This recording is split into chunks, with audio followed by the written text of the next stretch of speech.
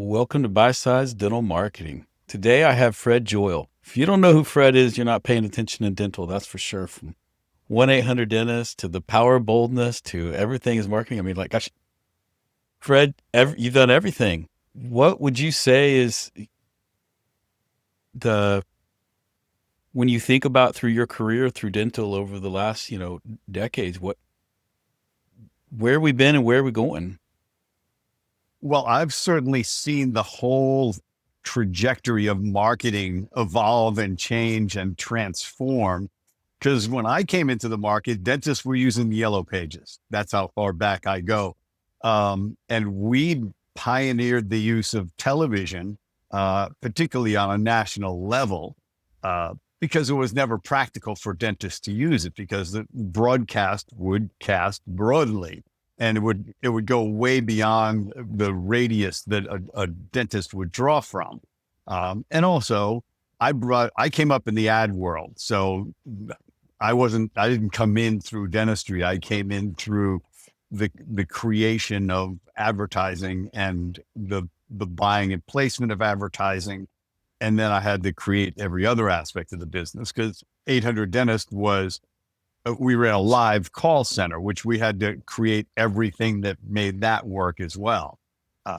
And so the one thing I learned, and this is almost a through line from then to now, is that people want to talk about the dentist they go to before they talk to the practice.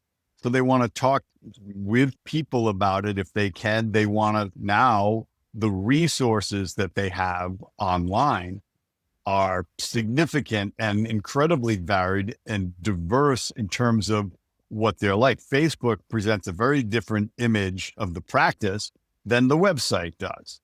And other types of promotion, Google ads, for example. So all of those things, they're really designed to give patients more resources because they didn't have them. I mean, we had more information on the dentist than they could get anywhere. We were like Google and Yelp combined before there was Google and Yelp.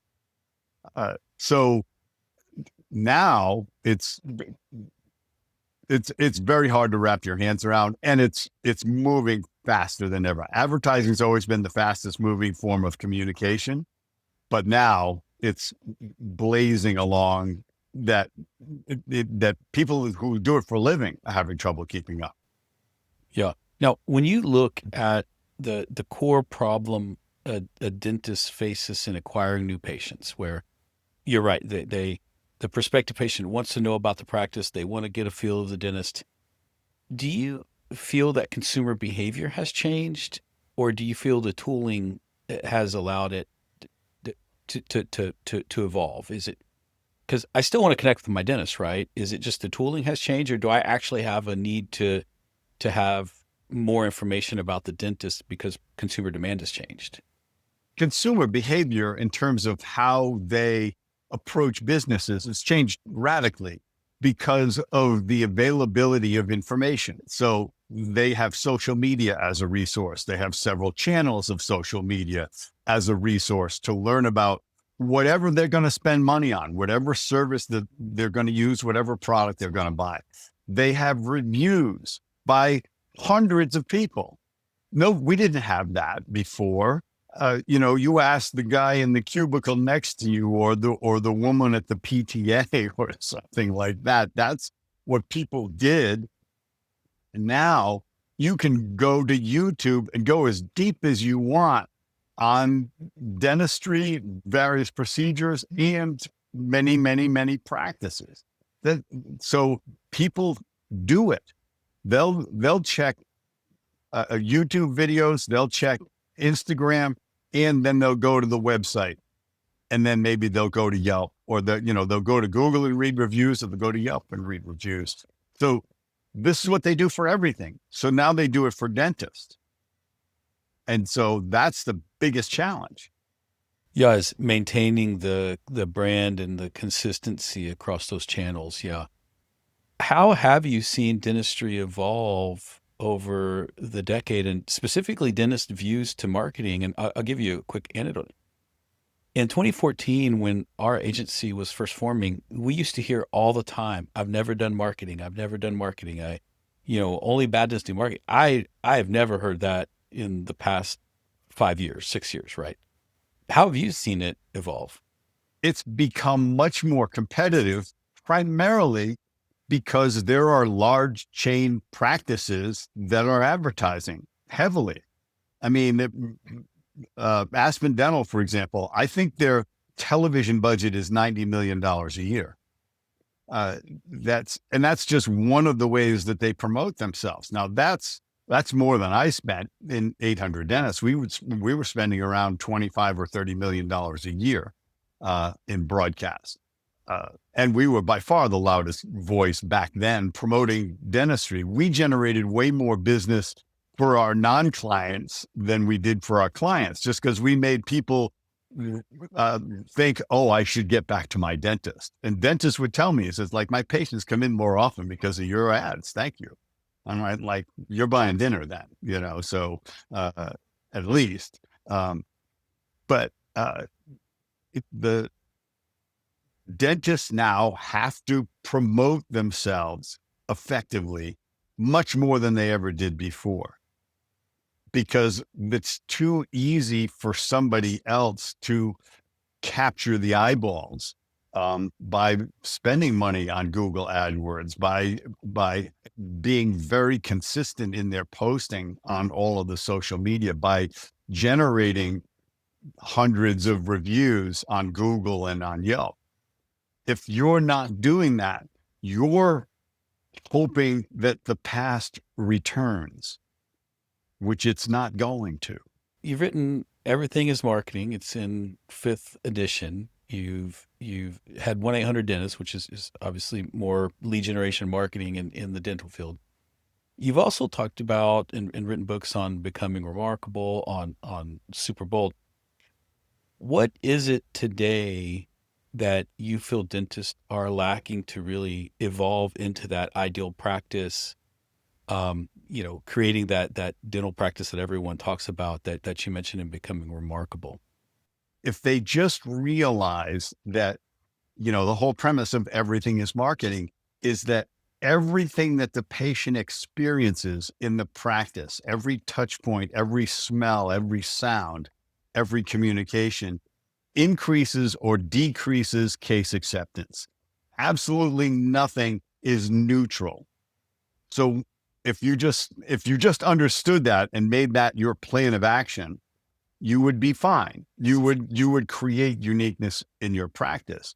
But you have to be bold enough to do certain things. It's one of the reasons why I wrote my book Super Bold, because it's a life skill that you can learn. You can build boldness like a muscle. And if you learn how to do that, then in dentistry, you could present cases better. You could learn to, present bigger and bigger cases. Most dentists don't present cases that make them uncomfortable based on the dollar amount. And then there's other dentists who can present the $70,000 case without batting an eye. But you have to be able to ask patients to recommend you. You have to be able to ask them to write a review for you. If you send somebody an email and hope they're going to write a review, that's like a 50-1 odds that that's going to happen. You say, how do you feel about your smile? Well, people are always complimenting me on my smile. I love hearing that. Would you be willing to write a quick review? We're going to text you a link.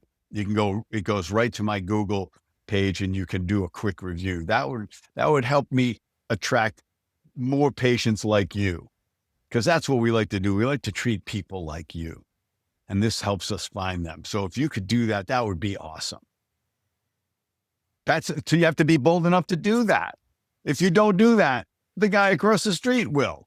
The woman down up one floor above or one floor below is going to be really comfortable doing it because she's Gen Z.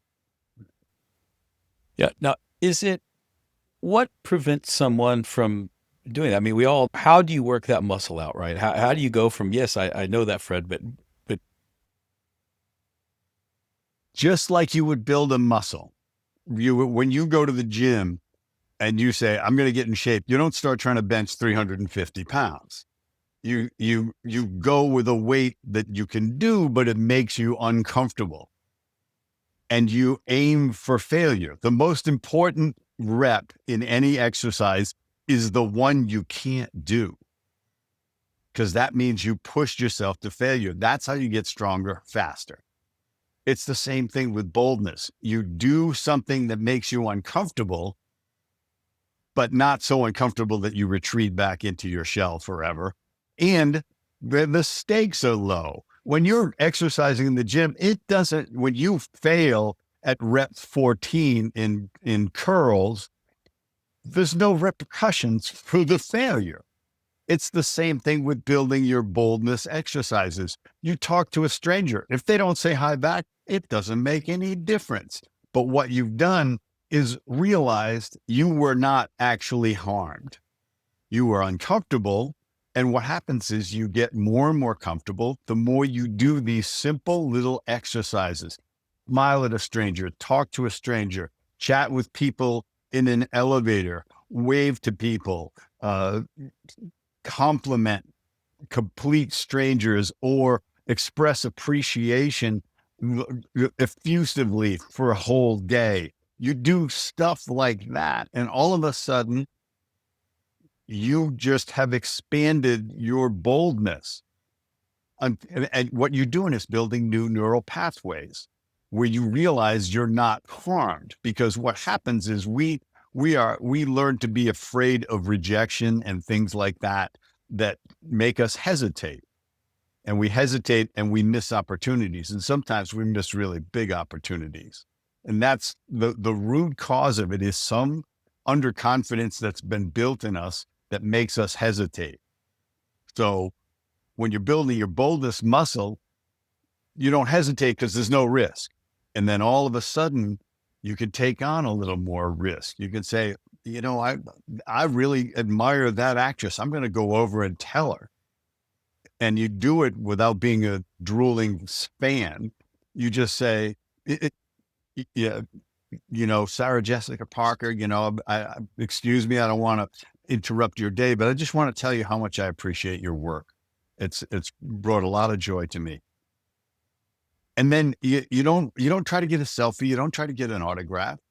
And what happens is she smiles and thanks you, and you get to take that with you. And you said, wow, I handled that really well. And so, and then maybe it's, oh, this patient is so happy with their smile, they're crying.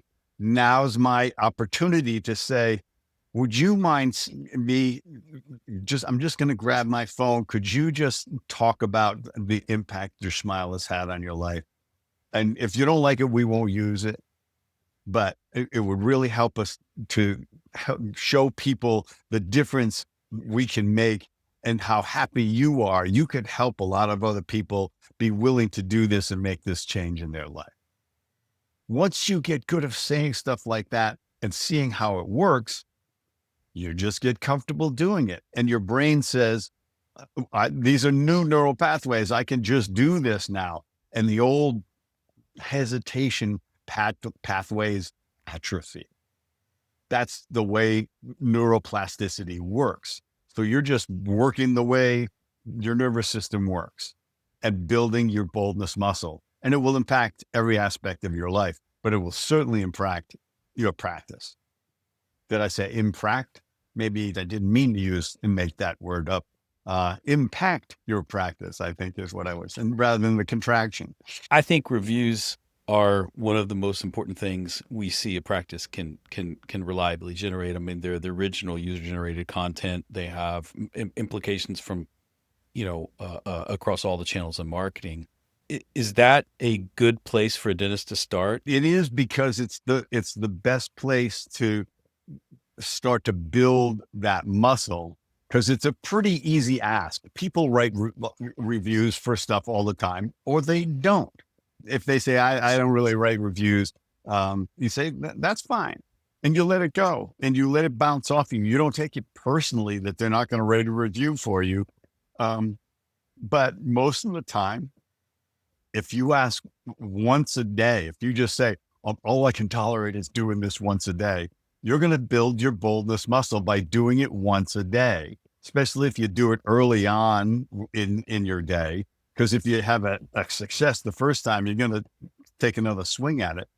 You get 2 a week, you have 100 by the end of the year. What you have is a super abundance of reviews, and and you're doing it on an ongoing basis, because two things matter in reviews: the star rating and the recency. So when you do that on a consistent daily basis and gather 1, 2, 3 a week, now you're satisfying both. And so that's step one of really capturing the power of patient testimonials. The supercharger is to ask them to do a testimonial video. That to me is the dream of marketing, because there is nothing more versatile and nothing more believable than a video testimonial, because it is a patient willing to take the time to record themselves and talk about your practice. Nothing is more believable than that. And you don't need any production value. The higher the production value, the less credible. It means it's edited and rehearsed and scripted and all of that stuff. If it's on a dang phone, if it's just like somebody just saying it, that's totally believable to someone because it hasn't been produced. It's got authenticity that you can't get any other way. And now you can use it everywhere. You can put it in your Google profile. You can put it in your Yelp profile. You can put it on your website. You should have a whole page of patient testimonials on your website that people can watch and find themselves, because that's what they're looking for. I want to hear what the old guy says. I want to hear what the young woman says, and they seek that out. YouTube channel, you can use it in case presentation and say, I know this sounds like a lot doing this implant case, but listen to what this patient said about when she finally decided to do this and the difference it made in her life. Or if they don't accept the case, you send an email with a link to that video. I could go on and on about the versatility of a patient testimonial, as it's better than any commercial I could ever write and produce and put on the air. Because if you put it on the air, people don't believe it. If I run it as a commercial, they would go like, yeah, that's an actor. I know it says they're a real person, but I don't believe it. Or they were paid a lot of money for it. Yeah, they got paid to say it. Yeah. Yeah. No, I think that the demonstration of excellence is incredibly important. You're talking earlier on the show about people want to radiate out what they're getting into, and nothing is more powerful than a patient testimonial that feels real. Yeah. I agree. Now, we talked about reviews, we talked about patient testimonials and demonstration of excellence. What are the other factors of remarkable practice? I mean, I know you speaking of focusing on the why, and help me understand. Somewhere I saw the phrase, "The best marketing strategy is to care." Kind of unpack that for me. Yeah. So let's break down caring in two ways, because the two driving principles of your success, and this is true of most businesses, but it's really true of a dental practice, is your trustworthiness and their understanding of the value of the care that you offer, the quality and value of care that you offer in the practice. Both of those things are incredibly subjective. There's nothing quantifiable scientifically about your trustworthiness. We develop trust in somebody by all of these very subtle cues, some of them incredibly irrational, but you have to cater to that. The lighting in your office, the temperature of your office, the smile that somebody can hear over the phone, all of these things start to build trust. And your projection of your confidence in the work that you do and your team's confidence in the work that you do builds trust and also builds value. People say, oh, I'm at a good dentist, because the thing is, people, we live in a world where you can test drive all sorts of stuff and you can send all sorts of stuff back that you don't like. I mean, 30% of the stuff sold on Amazon is sent back. Think about that. Think of what a business, that's a successful business model. That seems insane, but that's what happens. Well, you're not going to test drive 5 dental practices. You're not going to, and you got nothing to send back if it doesn't, if it doesn't go right. There's no effective return policy. So there's a great deal of apprehension with people that you can repair by doing things that make them feel comfortable and cared for. And one of the keys to making them feel cared for is if they never get a sense that you're doing this because you want more money. And if they say, wow, that sounds incredibly expensive, it means you haven't built the value of the treatment yet. You're trying to get to the finish line to see if they can afford it. This is what you ought to do. This is it. Like, you need this. Like, they don't need anything. Okay. They're most likely not going to die. I mean, we know that poor oral health might kill you, but it's not killing the average neglector. And so you need to one, and this is a long soliloquy I realize I'm doing, but you need to find out what's valuable to them. Is it doing? Is it appearance? What functionality? What is it? Are they just trying to get out of pain? Are they just trying to be comfortable, or are they divorced and they want to look better? So you can only build value based on what's valuable to them, because otherwise they're not listening. So if you plow ahead saying everybody loves veneers because it makes them feel better, they're more confident and all of this, and and you got a guy in the chair who's married 25 years, he's a construction worker, his wife's never going to leave him, he's never going to leave her, he's completely content, and he could care that his teeth are yellow and crooked. He just doesn't want a root canal. He wants to chew. He wants to keep his own teeth as gnarly as they are. And so that's where you start. You say, look, I can preserve your teeth. Let me tell you all the ways that I can keep your teeth strong and healthy. You're never going to need dentures as long as you live if you follow this and you let me take care of you this way. Okay. And now you start to get them. And clinical skills are important, but they can't assess your clinical skills. They have nothing to compare it to. There's somebody right now, as the old joke goes, with somewhere is the worst dentist in America, and his schedule is full because those patients are willing to go find somebody else. That reminds me of a funny story. My dad needed heart surgery one time, Fred, and I remember talking to him. As he was in pre-op, he was getting ready to go in. He said, my surgeon is so good. I was that's cool. How'd you find him? He was like, oh, and he didn't really answer the question. He said, his bedside manner is so good. He just really takes the time to talk to me. And I laughed. I was like, how about like the work? I said, Dad, yeah. What's that got to do with his hand skills? Yeah. I literally was like kind of giggling at my dad, who was more of a factual, guy, but my dad he was about to have heart surgery, and he's literally telling me about how warm and patient the surgeon is at the bedside. And that goes to show that my dad believed the skills of the surgeon were top notch because of bedside manner. Yeah. Your dad believed he cared. And that's all you're trying to get across, is that one, dentistry is a great investment. Okay. So this is the mindset your whole team needs to have, is that if somebody needs comprehensive dentistry, there's almost no better way to spend the money.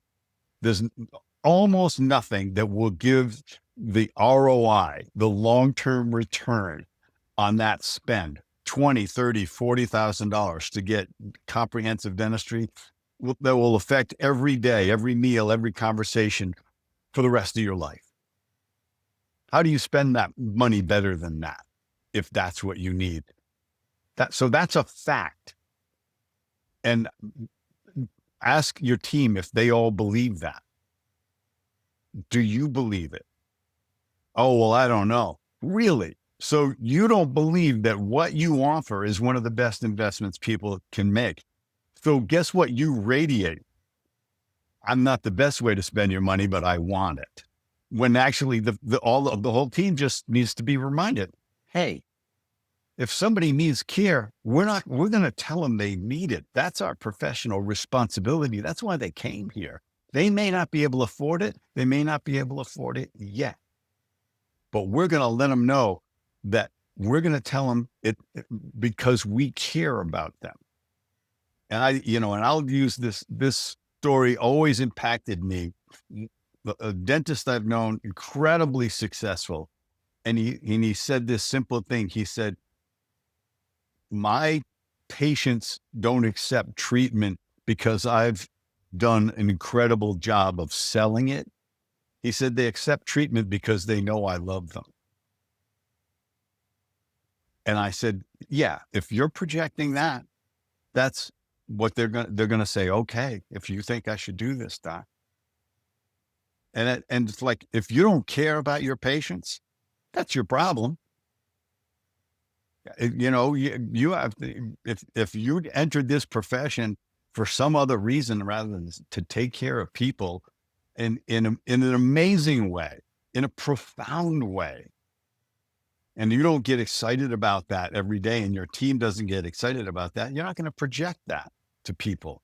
We can sense when somebody's in it for the money or doesn't actually care about us. Going back to surgeons, they did a study on surgeons who got sued and who didn't. And you would think, well, the best surgeons are the ones who never get sued. No, actually, they get sued way more than the average surgeons because they don't listen to the patients, just like your dad was saying. The ones who never got sued talked an average of 5 minutes longer to every patient. That was it.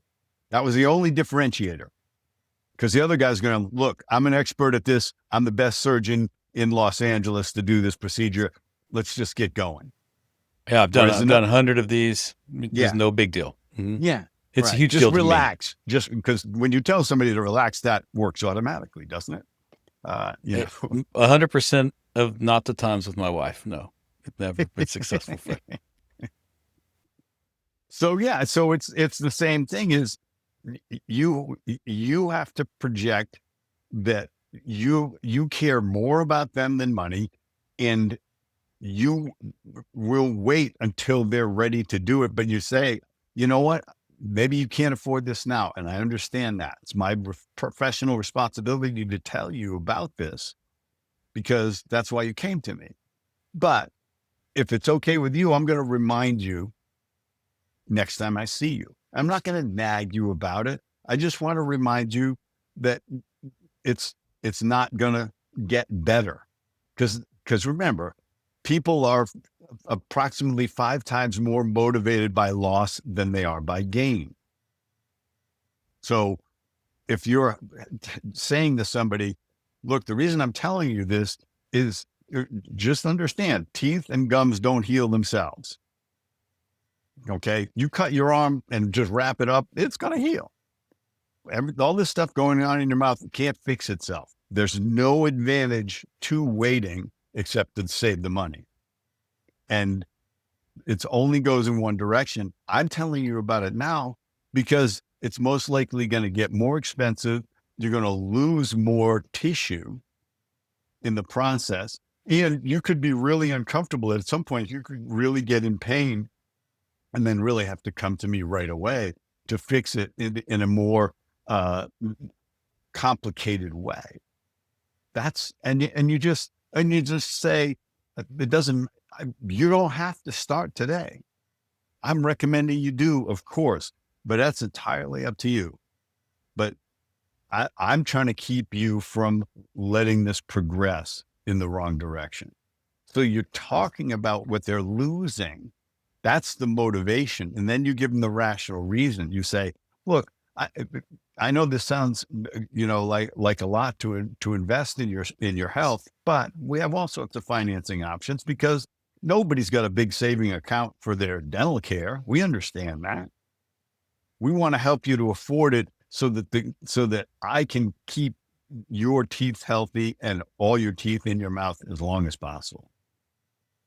All of this dialogue communicates, I just care about you. The whole team here cares about you.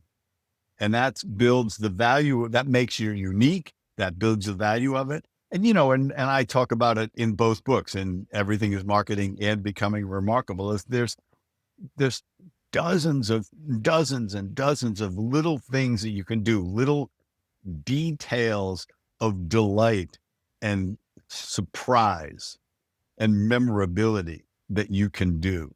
And But it really let's, begins with slowing down and caring about them as human. You're yeah, absolutely right. Yeah. yeah. Let's talk about the magic of video one more time. If a new patient's coming into the office and they've scheduled themselves for next Thursday, and they get a text from the dentist with a video from her saying, "Hi, Andrew, I understand you're coming in on Thursday. I'm really looking forward to meeting you and taking care of you. The whole team's excited to see you. If you have any questions about your dentistry ahead of time, just respond to this text and we'll get on a call and we'll talk about it. Otherwise, I look forward to seeing you on Thursday." That took me 25 seconds to say. Oh man, I would feel so Imagine. special as a patient. Yeah. That'd be amazing. Yeah. Yeah. And you don't have to get them on the phone. You just bang these out. You get Cancellations are going to go down. No shows are going to go no down. shows will disappear Hmm. if you do that. If you're complaining about no shows, but you're yelling at your receptionist to fix it, you are doing the definition of insanity. You're trying to do the same thing harder to get a different result instead of doing something different. You get 5 new patients coming in that book that day, which is an enormous number, by the way. If you get 5 new patients a day coming in out of 20 work days a month, that's 100 new patients. So that's a thriving practice. So, but 5 of those videos would take 5 minutes. You don't have 5 minutes to build your practice, then you need to get off Instagram, buddy. You need to get off TikTok and take 5 of those minutes and record something. And just have somebody on your team go, "It's time, doctor. I have this.